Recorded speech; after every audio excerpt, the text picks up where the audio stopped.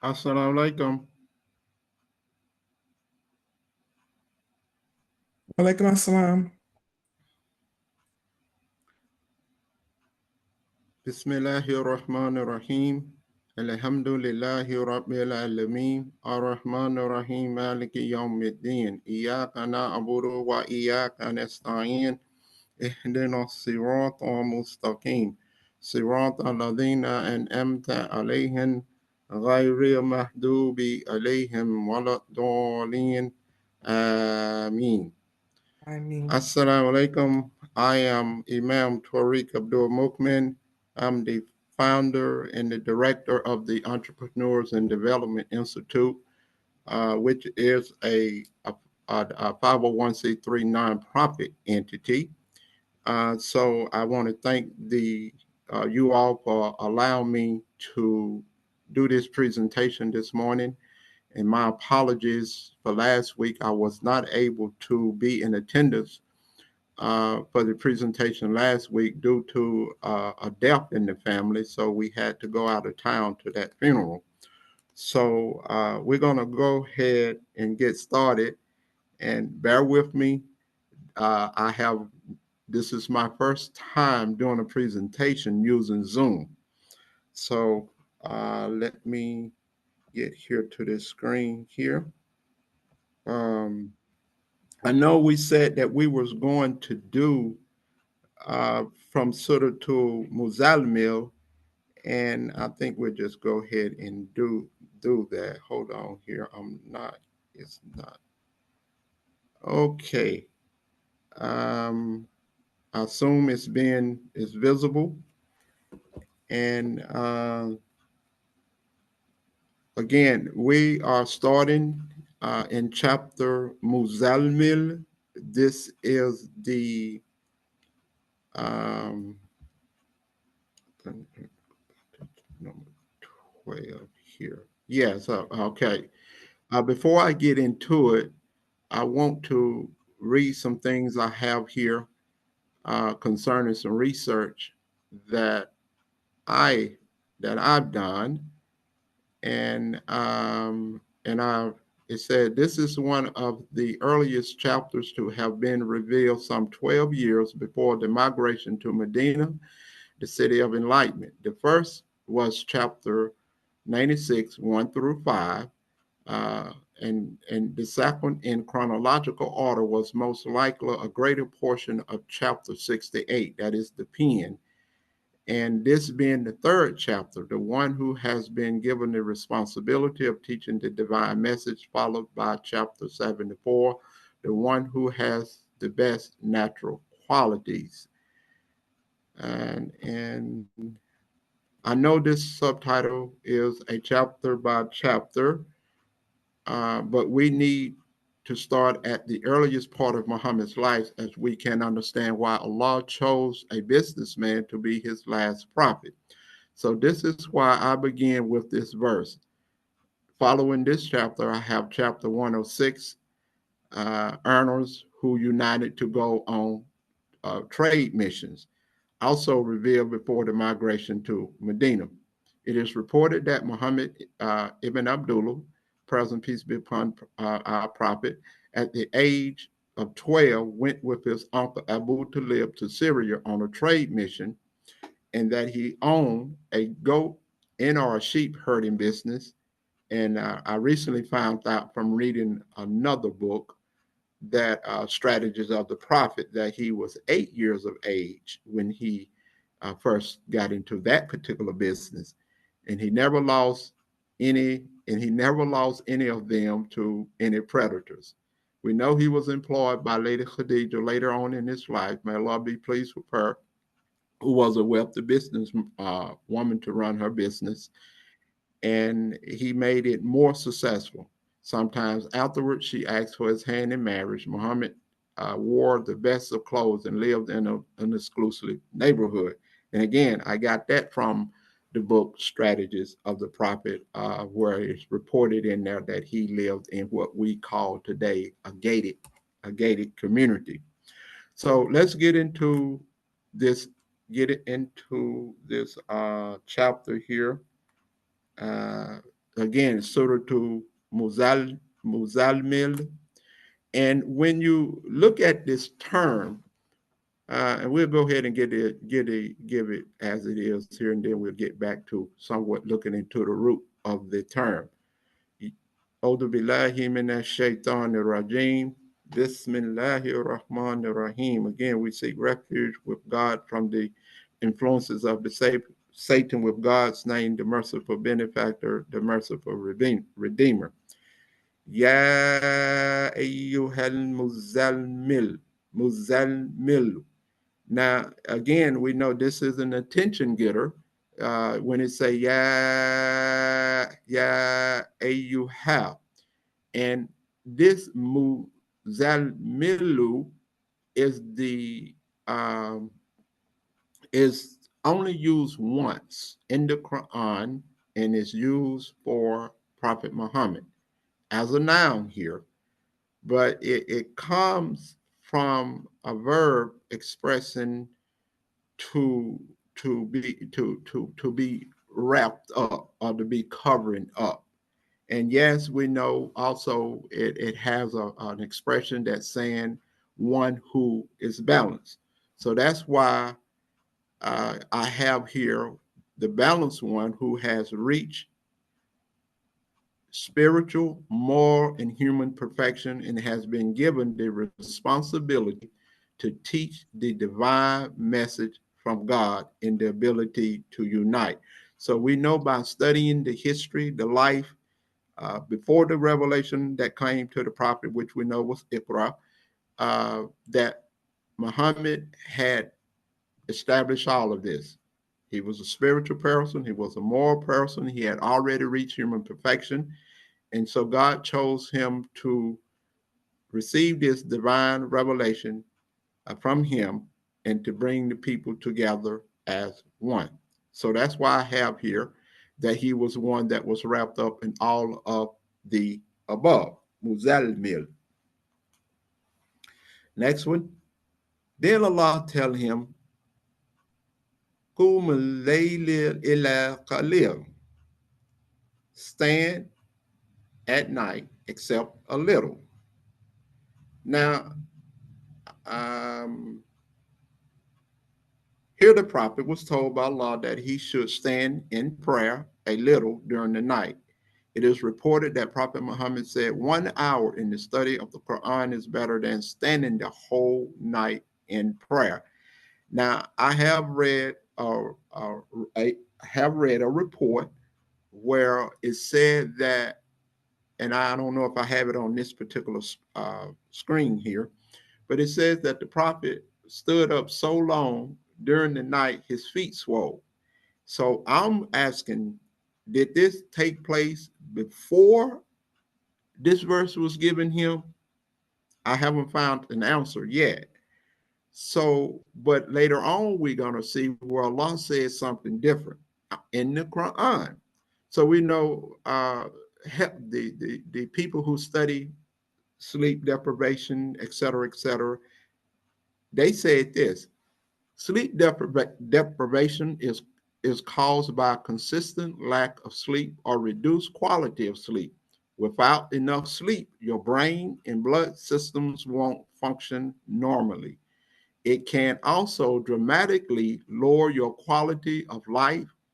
A review in 2010 found that sleeping too little at night increases the risk of early death. And the source is Healthline.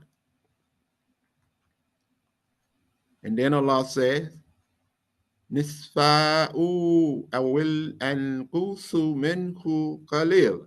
Now here he tell him that you can he said half of it or a little less. So now that worked against where the report said he stayed up all night to his feet swole. So again, I question that to the fact, when was it revealed? I mean, when did it take place, that act of him standing up as he did? And maybe this came to say you don't have to continue to do that. Okay. Now, I have a quote here from Imam Wardi Muhammad. May God mercy be with him. He be and has him in the best place of paradise. We learn from the verse that God is telling the prophet, peace be upon the prophet, not, and I'm quoting Imam Muhammad, not to spend much time in prayer at night, that he would be too tired to carry out his duties to the community during the day. And I have another quote here from a health source. An occasional night without sleep makes you feel tired and irritable the next day, but it won't harm your health if it continues. Lack of sleep can affect your overall health and make you prone to serious medical conditions such as obesity, heart disease, high blood pressure, and diabetes. The source, National Health Service. In 2018, Americans spent 3.65 $3.65 trillion on healthcare. And I got this from Exos. Pardon me if I am mispronouncing that.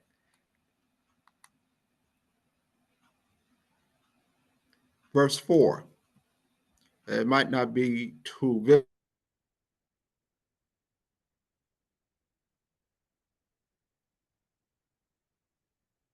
Verse 4. Oh, zit Elahi watilu Quran. So he said, or a little more and recite watil Quran, or study the Quran. And here's the science of recitation. The science of recitation, because it arranged in a beautiful example. Assalamu alaikum, Imam Tariq. Expressions I have here about We've lost people your singing it. presentation. Have I heard them sound like they're singing a song? Now, verse 5, Allah says, Inna sanuki inna sanuki alayha khawlin thaqil. And soon we will send down to you a weighty or a heavy message or word. I'm going to go to 6 now. Assalamu alaikum, Imam Tariq. Inna nashi'atal laylil hiya ashaddu wat'in wa qawwamu qalil. Truly, the rising by night is potent, very potent for governing the soul and most suitable for framing the word. And they have some of this in parentheses of prayer and praise. So it's some great benefit in there. Very challenging for me. I do have a challenge rising up during the night and doing prayer. I'm working on it. Verse 7.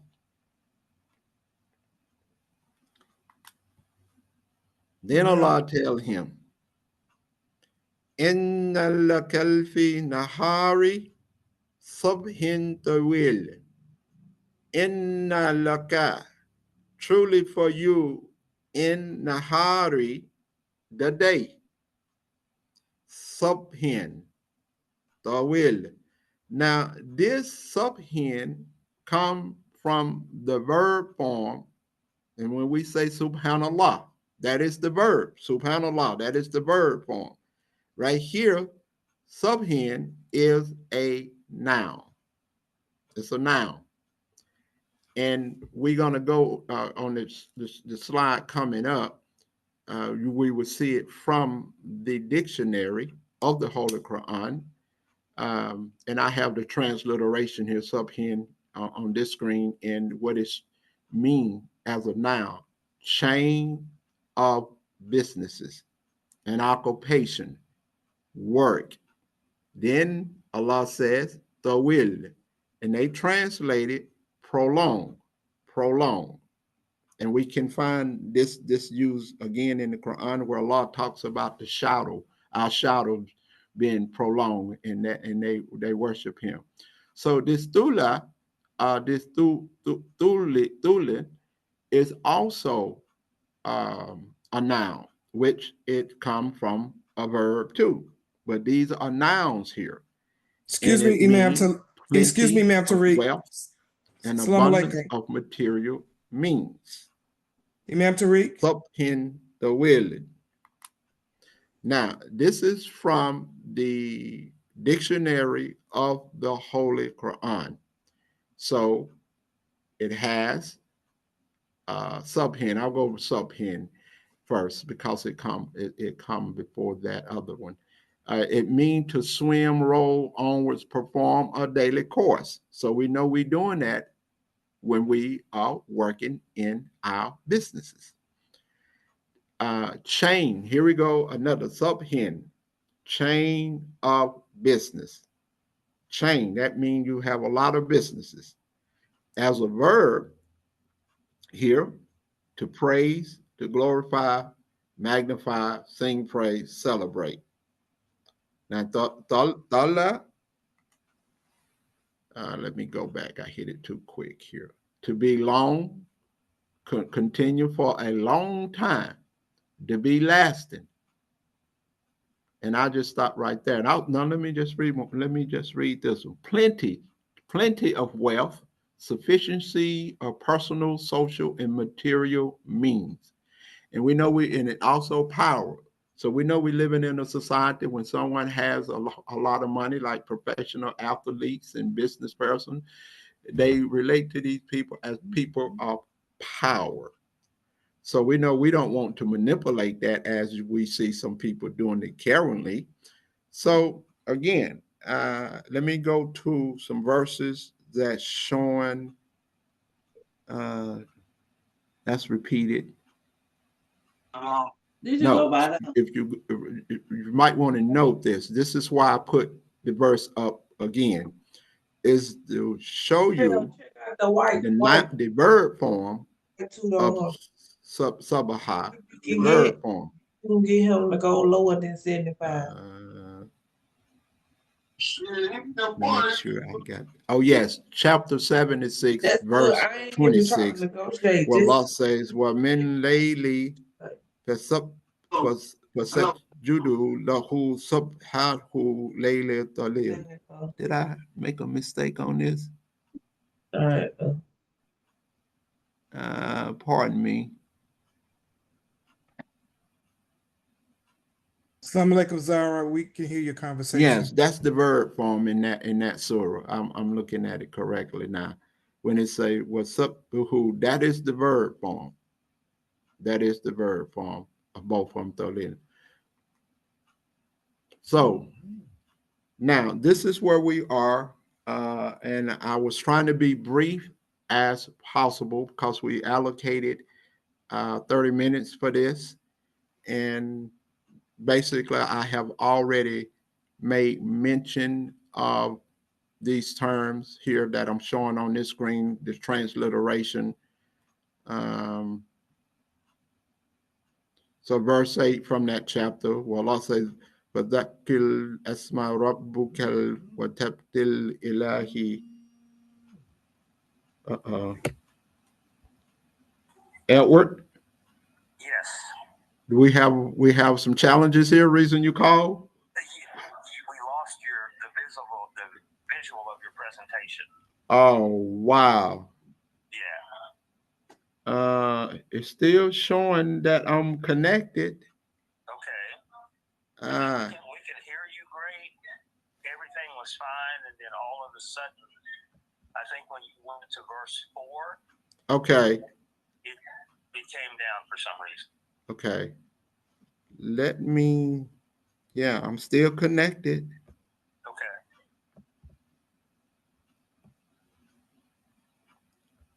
Okay, let me come out of this and I'll start all over with the. Okay, that would be good. And just don't worry about the time. Okay. Oh, okay then. I'm all right. You should have told me that. Well, I put it in the chat, but I don't know if you can, because I was trying not to have to call you, so I was leaving messages in the chat. Okay. Okay, let me go. Cause yeah, this is my first time here doing I this. understand. You're doing great, brother. Well, thank you. Thank you. Even without the visuals, I know what you're saying. Okay. I hope everybody else is here. Okay, Yeah, then. they're cool. All right. Let me hit share screen. Try it again. You're sharing the There you screen. are. There you are. Okay.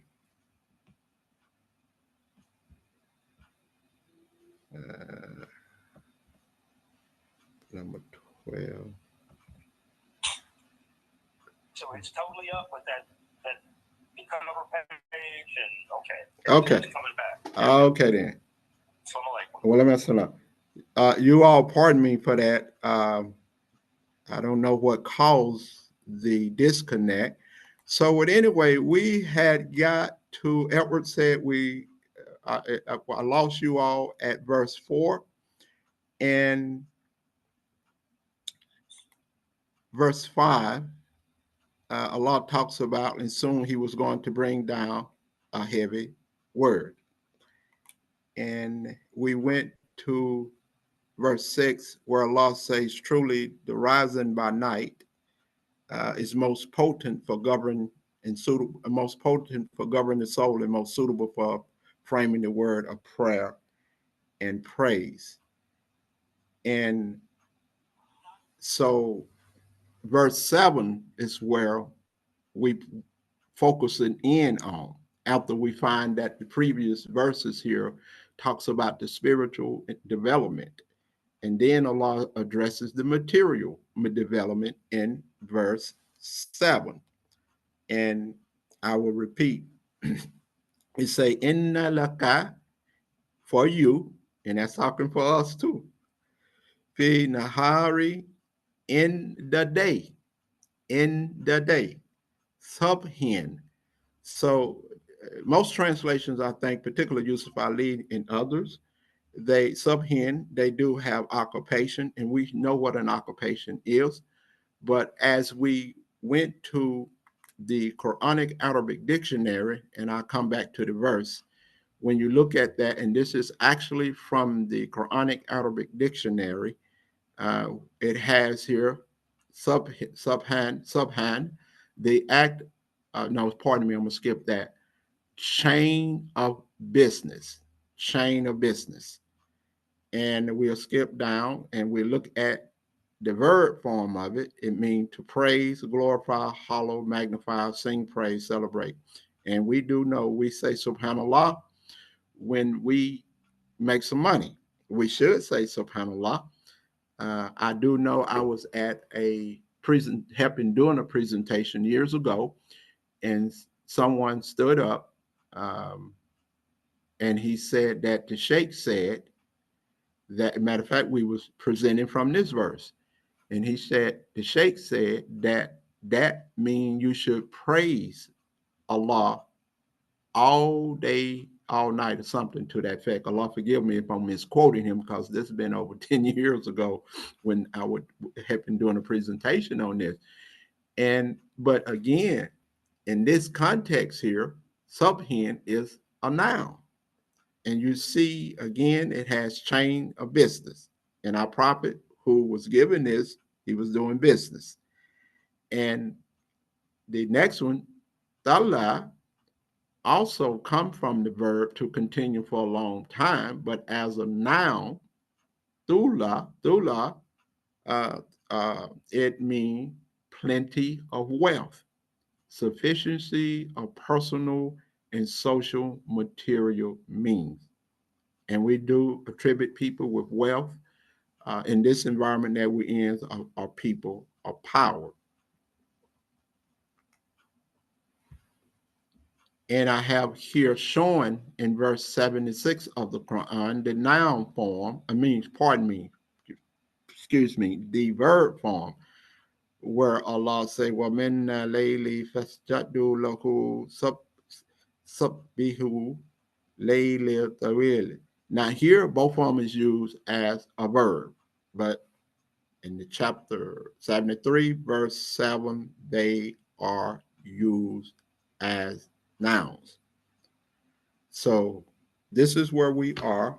And since Edward should have never told me I have a little bit more time, I want to go with something else here. And so I'm going to have to come out of this screen. I'm going to be doing my regular presentation that I normally do on Saturdays on Facebook from the Entrepreneurs and Development Institute Facebook page. And what we will be presenting, uh, and we'll be starting that at 11:30. Yes, at 11:30 Central Standard Time. I will be presenting from, let me go to this here. Yes, here where we are. Now, this one here is Suratul Quraysh. Suratul Quraysh. And yes, Quraysh as a noun is talking about an ethnic group of people. An ethnic group of people. 6. Allah say, Li'ilafi Quraysh. Li'ilafi Quraysh. Quraysh. Also, when we look at how Allah has this particular, these words perform, and if I may give just a brief grammar, make a brief, point out to a brief grammar, he has this alif connected to, put here to be used as a connector. Li'ilafi Quraysh. In Quraysh, when you research that word, qarisa, you find that it means to earn, E-A-R-N. So you can see it on here from the Arabic English Dictionary, E-A-R-N, to earn. Yes, it's used in connection to the ethnic group of a people. Now, alifai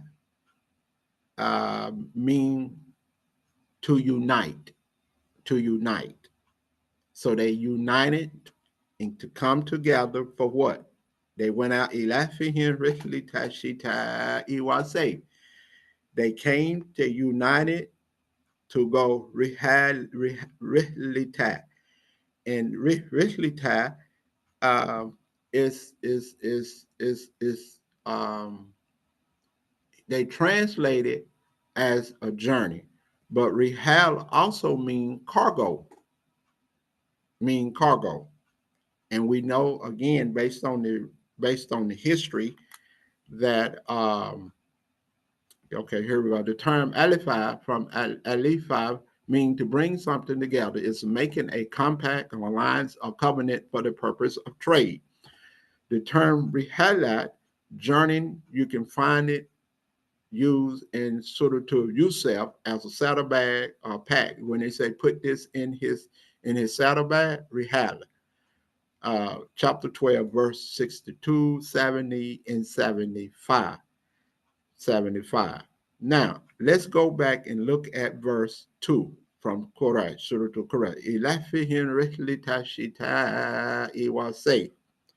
Talking about them making business journeys during winter and the summer. Now, cargo ships, they make journeys back and forth. And they do seasonal things. The global industry was valued. It's cargo ships. I'm making these connections with this verse. Was valued at $11.26 billion in 2023. It is expected to reach 4.2 trillion by 2031. Cargo planes. This is rehab. Global industry, 66.6 billion in 2021 and expected to hit around 133.47 billion by 2023. Freight trains. Market value was estimated 281.24 billion. I think I made a mistake on what year that was given. Expected to reach 509.93 billion by 2029.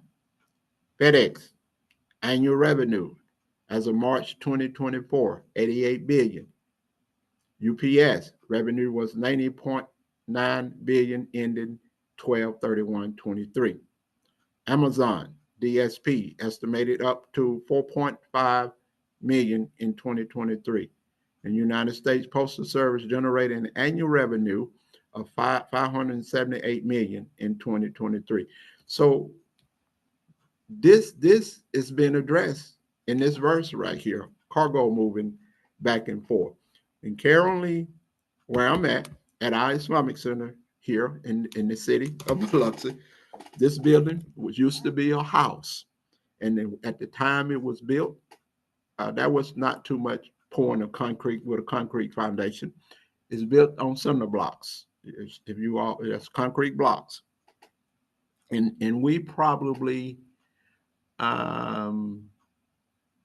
no, it might be how many? I don't know, maybe 1, 2, 3, 4 yards, maybe 5, 6 yards from the railroad track. And it's cargo. There's a port in Mobile, one here on the coast in Gulfport, in New Orleans. And if a train comes through now, you'll hear it more than likely. But this whole building, if it has a lot of cargo on that freight train, it's going to be shaking the whole building. So we're living in an area, night and day cargo pass by our masjid, and I reminded, particularly when we're in the Selected Jumu'at, that we need to be conscious of this. What are we, and I'm saying what I have said to them, what are we taking off and what are we putting on this cargo train that pass our community all the time to increase our business worth,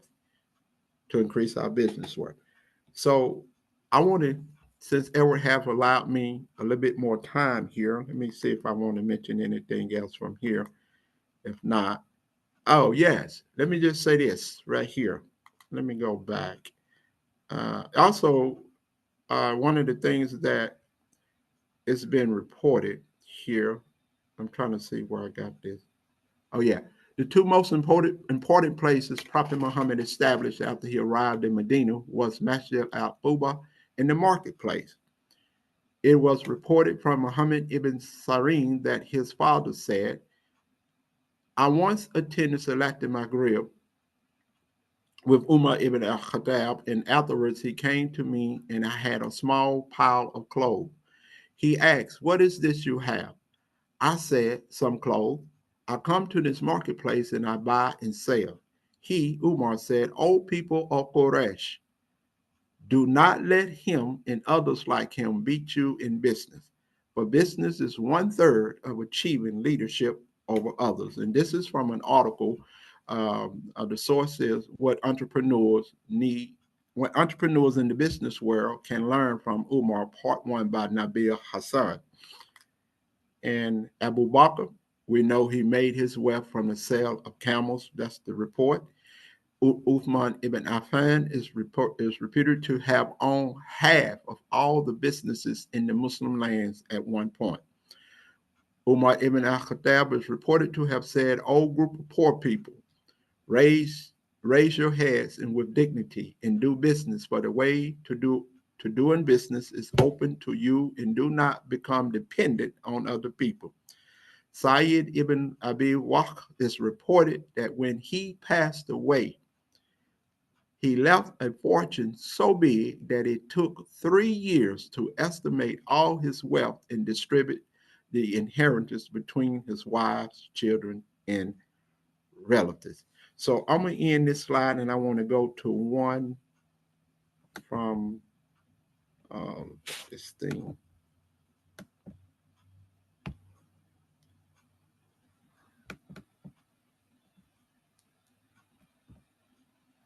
What are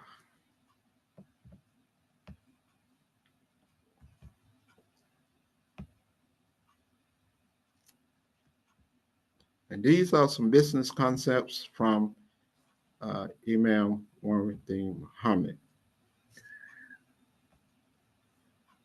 I'm experiencing some problems here. Okay.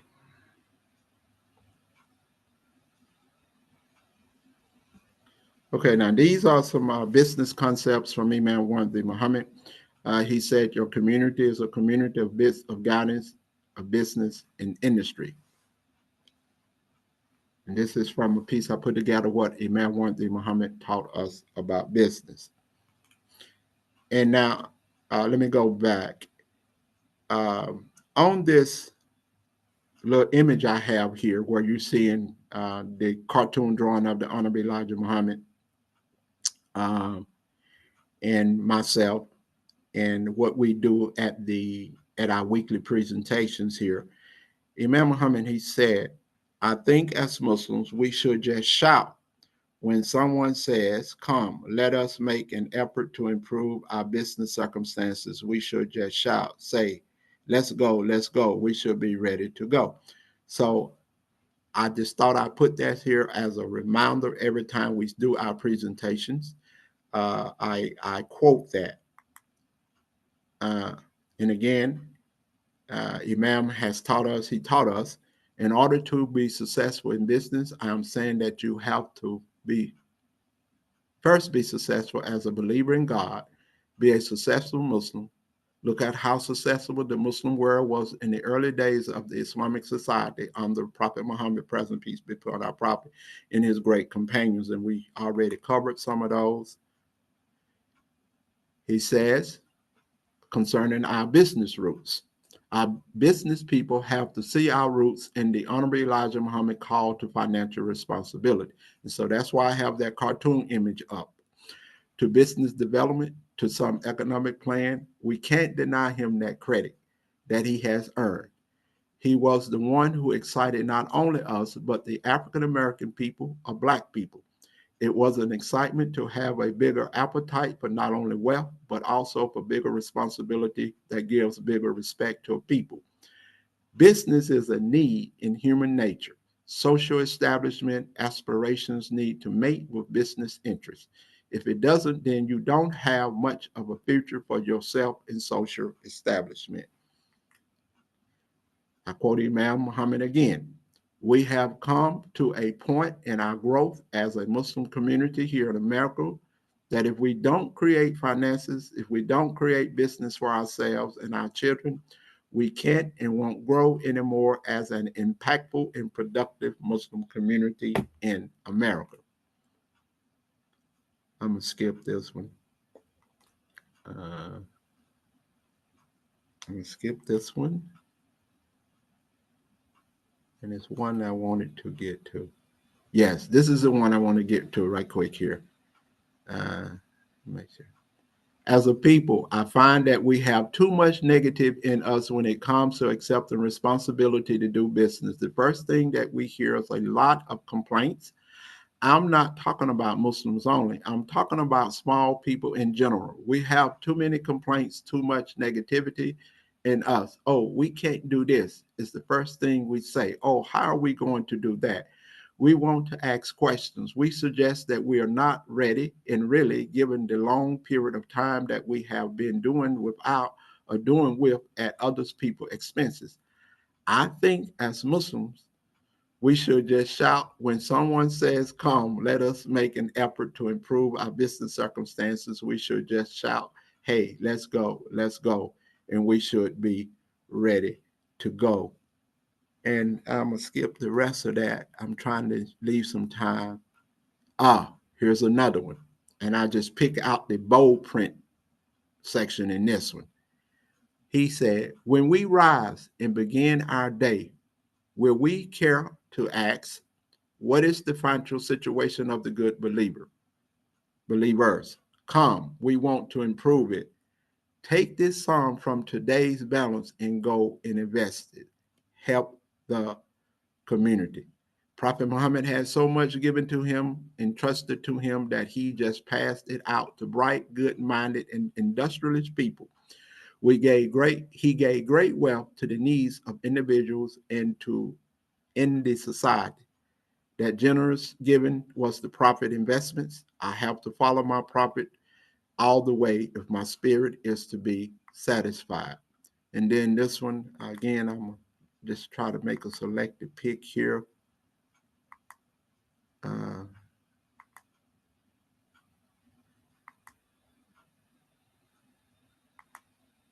One. This one is kind of long too.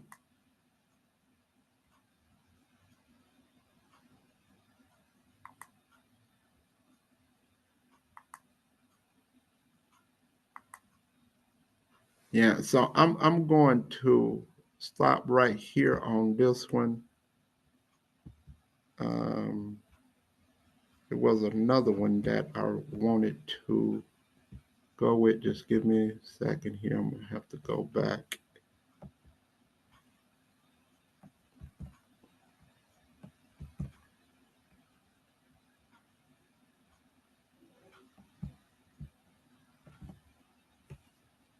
Okay. Now, this is what I'm going to conclude with right here. And I got this quote from Imam Muhammad, and that is one reason why I decided to reorganize this Entrepreneurs and Development Institute, because of what I read, what Imam Muhammad said. This organization is organized. This is what we do. This organization is organized to make sure that the enthusiasm for business growth stays with us, to make sure as many people as possible are involved with business in our neighborhoods. We're promoting and keeping things happening. So I coined that. I got that from what I read in the many articles and the addresses that Imam Muhammad said, and I use that for what we're saying. And I think I'm going to end with this one right here. Our business people have to see our roots in the Honorable Elijah Muhammad's call to financial responsibility. Hold on, check and see if some. Okay, yeah, we're telling me to close. I'm gonna close right here and everything. So yes, okay. So thank you all for your patience and understanding. If anything I said wrong, offensive, or misleading, I ask God to forgive me first, and then I ask you all to forgive me. I'm ready for any questions or other comments someone has.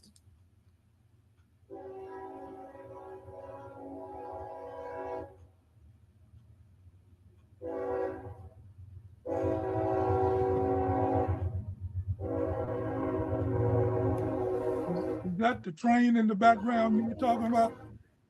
Does anyone have any questions?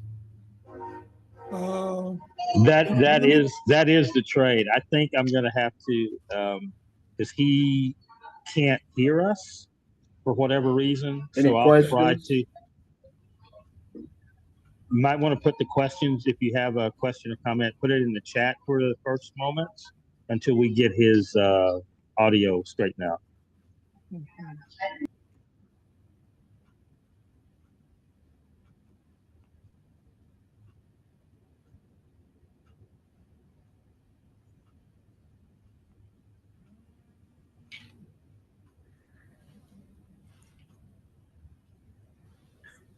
We lost connection again. No, you're good on that. For some reason, you can't hear us. Oh, okay. Let You me have all of us muted or something? let me. People are talking to you. No, You can't hear them. I'm not on mute. I'm looking Okay. at it now. So you don't have us muted or anything like that. I have not been muted from the beginning. I'm looking at it now. Let me click unmute. I even tried all of that beforehand. Do I need to unmute everybody? No. Yes, unmute everybody. Okay. Okay, how to do it? Oh, that's my fault here. Okay. It's telling me to ask to unmute. Okay, do that. I'm doing it.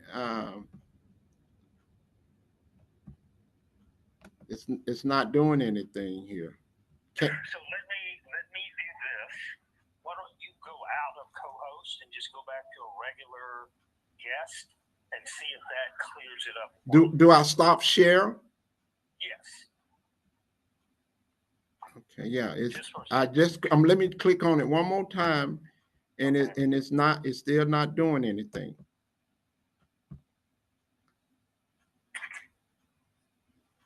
So go ahead and hit stop share. Yeah, try that. Let me go down here.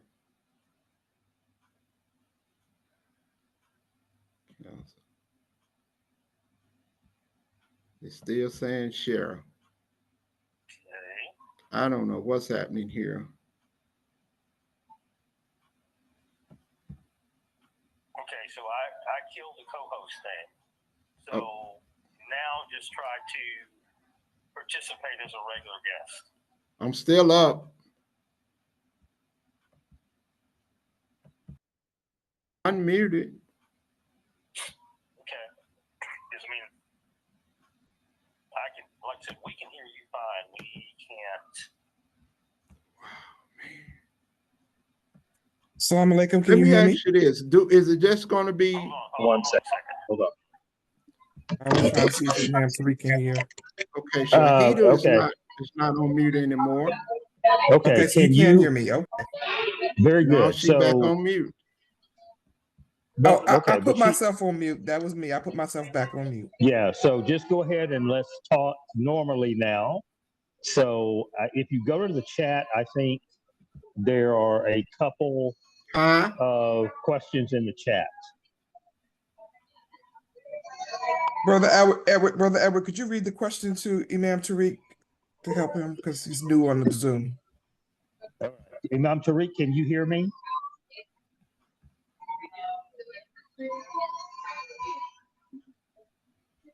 I'm wondering now if he can hear me.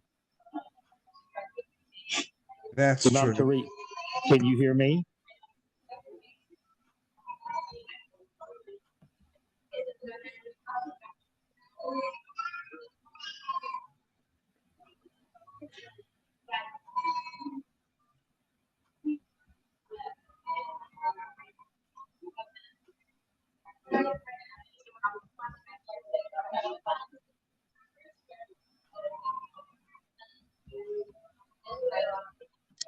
Brother Edward, it's actually no questions in the chat now that I'm reading the actual chat.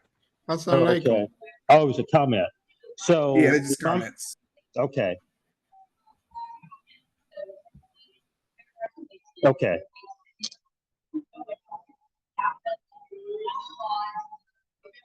So I don't know. Imam Tariq, are you still with us?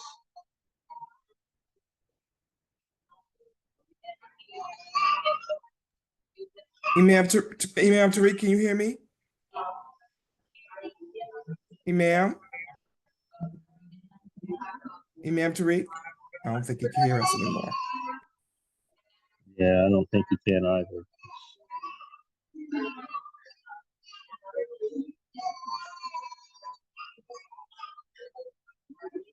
Because at least we could hear him when he was doing his presentation. So I don't know what has happened. Yes, I guess probably a wrap up since there's no questions and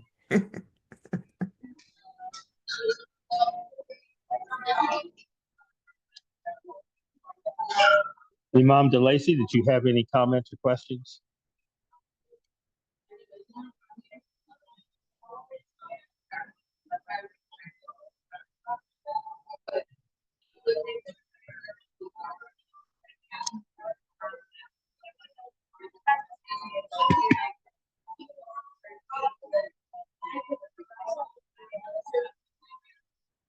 Imam Tariq, is that you on your phone now?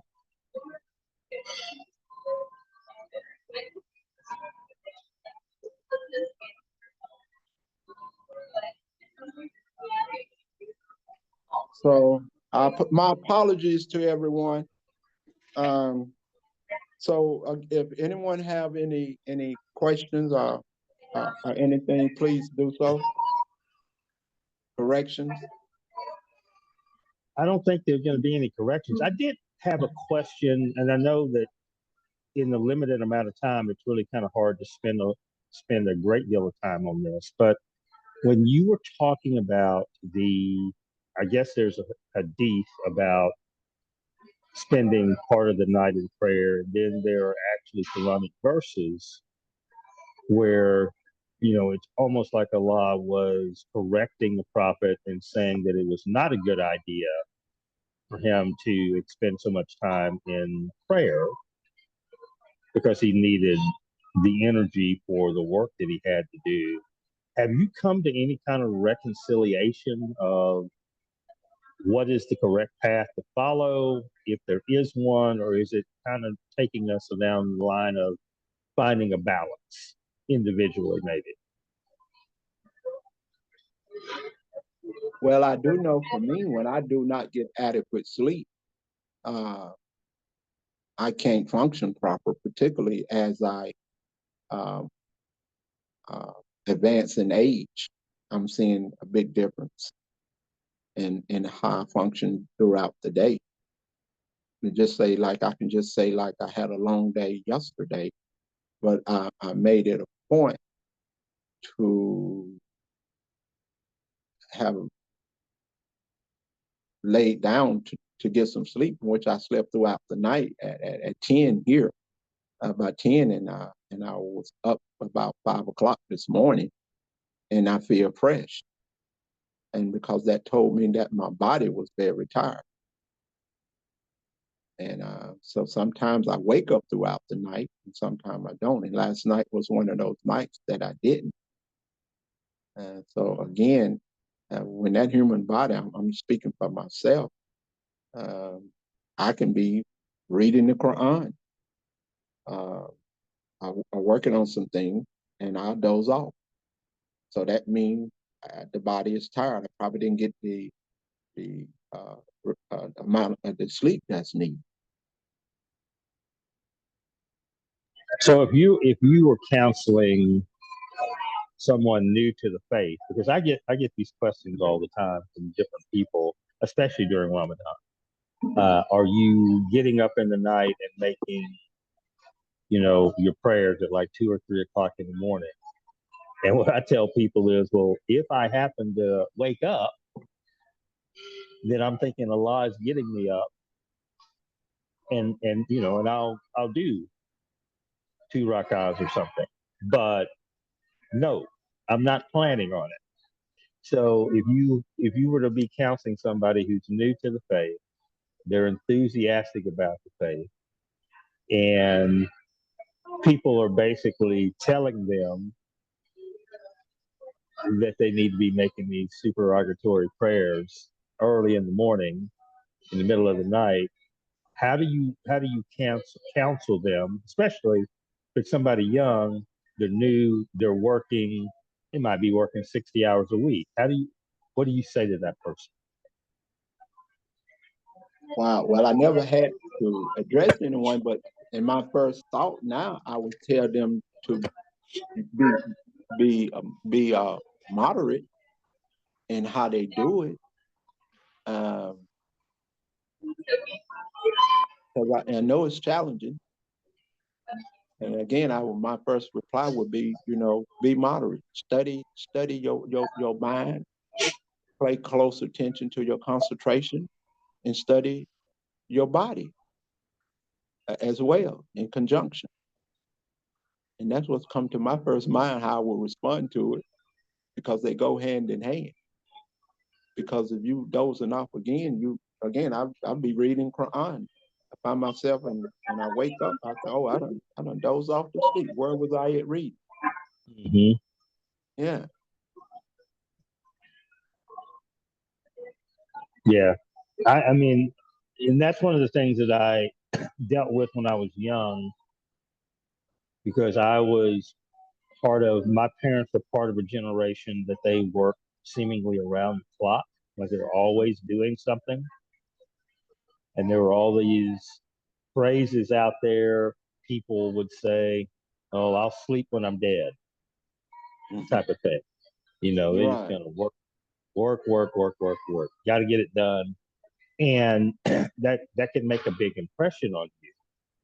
And to have that reinforced somewhat in Al-Islam makes you think that if you're a person who's trying to get 7 or 8 hours of sleep every night, that maybe there's something wrong with you, that you're not dedicated or whatever. And with all the information out there on sleep deprivation, Right.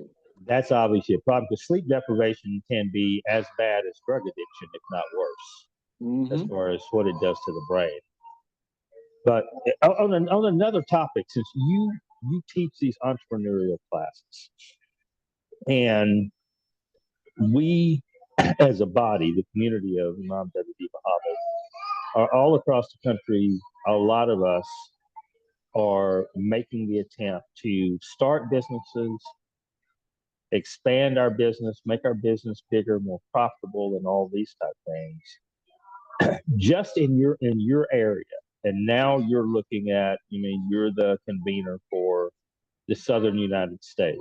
And as you talk to people contact you, what do you see as being the major issues for our community as far as growing our businesses, being able to employ more people from our community, to allow them to make a true, I don't know, whatever you want to call it, middle class living, greater than that, whatever. What do you think are the biggest obstacles?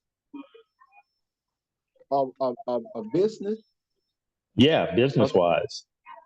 I would say I would start with starting a business. So let's say I've already started a business, and I'm in, I don't know, I'm in Mobile, Alabama, and I have a little business going, and there's 15 different businesses like mine throughout the South. The people that in our community that have businesses, why aren't, if they're having problems growing their business, what do you see as being the biggest problem that they have? Whether it's a personal problem, it is just a market problem. Uh, what would you tell them first thing that they should probably do to start growing or expanding their business? Go outside of our community to look for some people to support them. And I hope that don't sound too negative.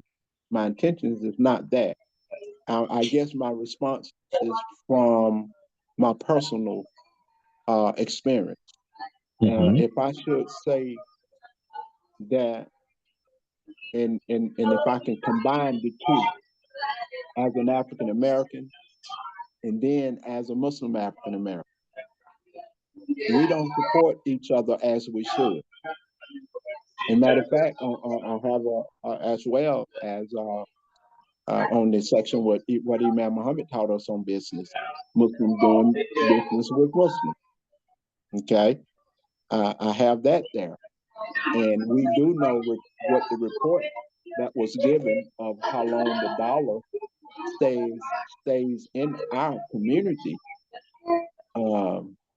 as African Americans, and so we're gonna have to start going outside of our ethnicity, our religious affiliation to do business. And let me give you an example. I've had two people over my years of trying to doing these entrepreneur presentations, and observe me by way of the method that I've been using Facebook. And one of them commended me on the presentations and how I have them and everything, because I'm like, I didn't have no background in none of that. I just, got help and studied and read and put all this together. And he said he was very impressed and everything because of his business being on Wall Street. So anyway, he made some comments, again, positive. I had another person, and both of these people, from what I understood, are in our community.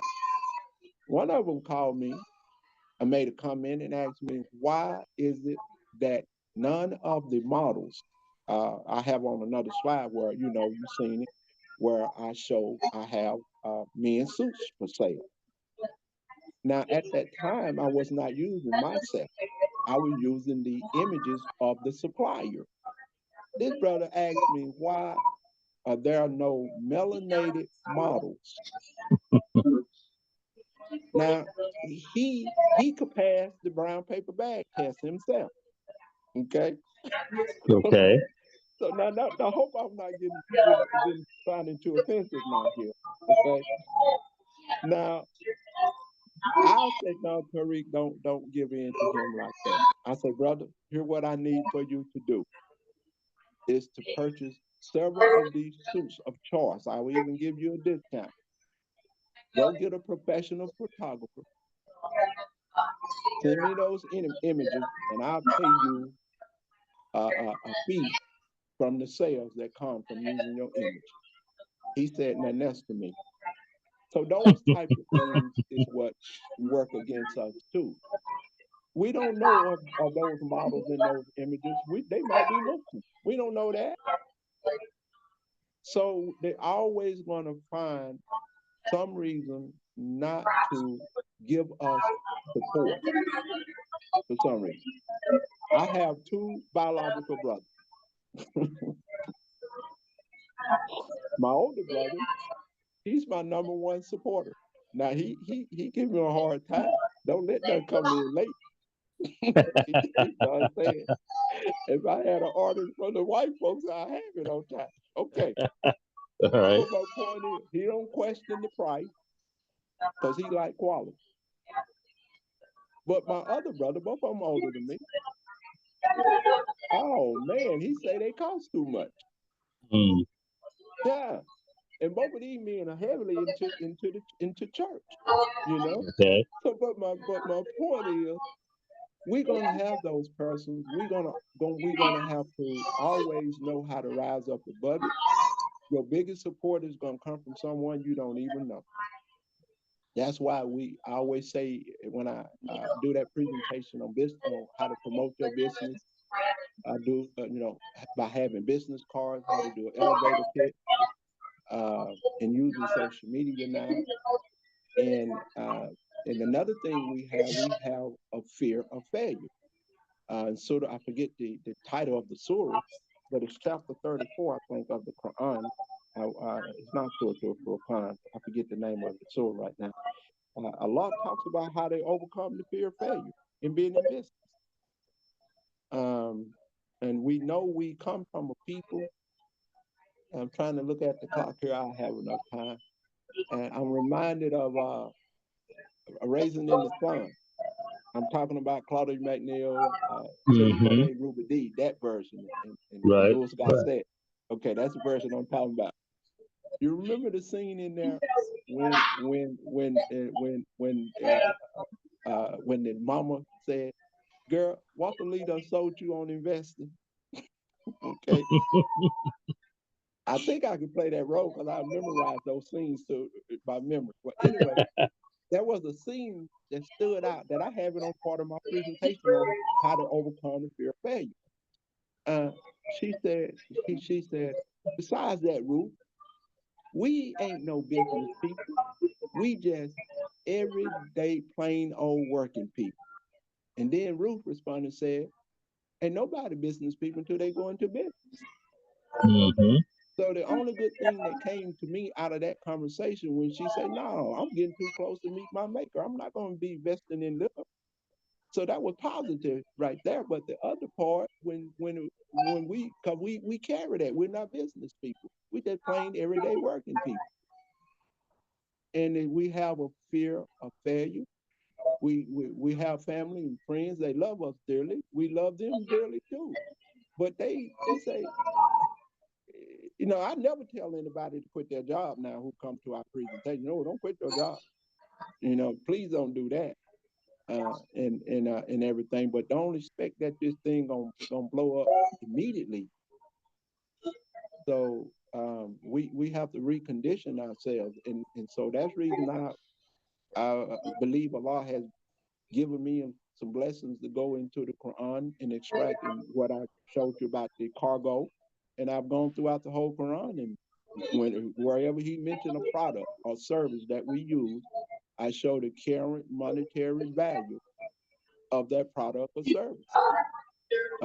If it's mentioned in the Quran. And we need to be conscious of that and find one of those that, hey, that we can make some money off of. He talks about silk in the Quran. I mean, you just name it. We all read the Quran. We know what we know what I'm saying. So we just have to be patient and be consistent because it might be. Only Allah knows when it's gonna be for him to say, okay, let me go and get this man what he's been working for in this life, so he can have it when he go to the next life too. Because Allah tells us in the Quran, don't neglect our share of this material world. And one other thing, I hope I'm not getting too far away from what you asked. When Allah, there's a brother come through on the Jama'ah, and he come out the best place to be is I mean the best place to be is the masjid, and the worst place to be is the marketplace. Okay, he didn't put that in his proper context. So a question was asked of Prophet Muhammad in Surah Al-Furqan, verse 7. He said, what type of messenger is this who eat food and walk the streets? I'm just going to deal with the translation there for now. So what's there for walking is aswak, your leg. Verse 20 of that same chapter, Allah answered, this is my understanding. Verse 20, he said, all the messengers that he sent ate food and went to the marketplace. So we got these people coming through from these other, some of them from these other ethnicities, and many of them brothers that go around on Jama'ats, they business people and everything. I said, so you're trying to tell me I can't be business minded or think business? And Allah chose a businessman to receive to be the last recipient of his revelation. Right. There was no history ever telling him to stop doing business. He was just tied up for those years trying to defend, not only for them to have a right to exist as Muslims, but us to have a right to exist as Muslims today and those who are coming after us. Yeah. I'm sorry for going on saying that like that. No, that is all of that is well said and should be accepted, because all of that is the wholeness. Part of the wholeness of Quranic teaching is that the Muslim's life should be one that involves them in every aspect of life, should be our influence. Right. Education, business, right. Social life. You know, we talk about the four birds and all this stuff, but I mean, the reality of that is our involvement in all these different aspects of life. Our influence should be there, should be felt. Let me ask you something, brother. You just mentioned that verse about the four birds. What is one of the last animals that Allah mentioned in that verse? Oh, you got me now. I can't remember that. He said, look to your donkey. That's all he said. Okay. And then he don't elaborate. He just said, and look at your donkey. After he mentioned the food and the drink, it has no change. He said, look at your donkey. Okay. I don't think I need to go any further with that, huh? Because we know the nature of a donkey, don't we? Oh, yeah. Yeah. So anyway, so the thing is, if we don't keep this real and going out here and think we cannot and have a material life, when God tell us on the very day that many of us just left yesterday, he say, leave your business, come to the thinking on him, and when it's finished, you go back out trying to do more business. Exactly. And you're gonna come and tell me I can't talk about do a cook bar talking about business development. You're in the wrong masjid. Yeah. Now I've heard this. It was a brother, I won't go into detail. Same time I was doing the presentation here when the brother said it, the sheikh said, so that means to praise Allah all day long. Yeah. I'm gonna praise Allah when I make my first $5, $10, $20, $100. I'm gonna say subhanallah. You know. So he was saying, one of my colleagues was saying that he was saying that brother from not our community, he was African, but not from our community where he served as the imam at. He said they won't let us do kook bars. They won't let me do kook bars on business and politics where I'm the imam. So he said, well, in the community, imam want D. Muhammad, we do. He said, well, I'm going back to give them my resignation. Yeah. Okay. So, yeah. So this is what we got to deal with. Like, no. So that's where we are. And I start looking at all this because I don't have no background in business. I come from a working class of people. And worked for one company long as in the building material industry for 15 years, and I got experience out of that, and I end up establishing and building my own business as a designer, designing people kitchens and everything. I had to, with the #1 program on the market, computer design I had, and and now, I've been in this business of marketing these suits for going on approaching 10 years now. And I've sold, nutritional supplements and things like that over the years, one company, different companies and stuff. So before as coming from a family of people who was business, that didn't exist. We working people. So The house I grew up in, my father worked as an electrician at the local community college. yeah. And then he was a deacon in the church. Mm. But to make extra money, because he had a house full of children, He he sold Flag Brothers shoes and Stacy Adams. Mm. Your daddy was all right then. Yeah. He told that that's what I'm talking about. My daddy was a barber, There you go. So, So I mean, but yeah. the truth of it is, if you really go and break down almost every one of our family trees, the entrepreneurial spirit was in our families because it had to be. Mm-hmm. Whatever that job, or back in the day, sharecropping and all that stuff, whatever you got out of that probably wasn't going to keep you going. You had to have something on the side. That's it. Right? I mean, I remember my dad loading the truck up with containers, driving down to Mexico, buying fish from Mexican markets, bringing it back, and going around to cafes in West Texas and selling that fish to cafes. I mean, I made some of those trips to Mexico with him when I was 10, 11, 12 years old. Started going.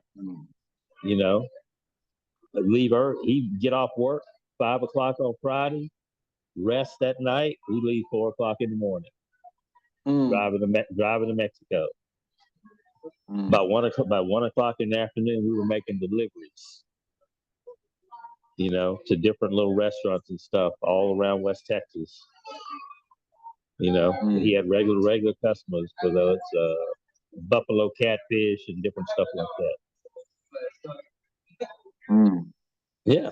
I mean, so the entrepreneurial spirit has been in most of our families. Yeah. If we just want to look, it's been there. We know how to do business. It was just the fear of failure. Yeah. Dennis Kimbrough, in his book, Think and Grow Rich, a Black Man's Choice, he gives 10 causes of failure, fear of failure. And so all of those things I've experienced with people. Again, they love us, such and such, tried it, this and that, and they expect for it to take root right away. It's not going to happen like that. Right. And then another thing we lose out on is the Caucasian community don't do this for the most part. The wealthy ones don't do it. When a loved one dies, they don't bury that money with that relative. We do, because we go out and get and pay for these expensive funerals with that policy. Yeah. And I got this from an insurance person at an imam's meeting. He made a good point when he said that they do not, that's how they move generational wealth. through insurance policies. Mm-hmm. Oh yeah. Yeah. And so, but we don't do that. Well, Edward and the rest of you all that's still with us, if you all don't have my number, it's 228-209-2877. Give me a call. I'll be glad, I'm open to conversate and suggestions and everything, because we got to do this together. We got a lot of work to do, and I'm not going to, what Imam said, we can't stop now. Yeah.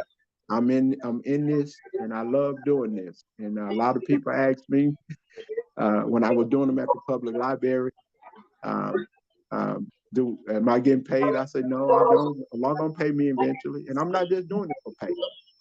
I do it because I love it and somebody getting benefit from it and everything. So, but let me end here. And again, you all can get in contact with me if you need anything else or clarity. Okay. Thank you. Thank you all. Assalamu alaikum. Wa alaikum salam.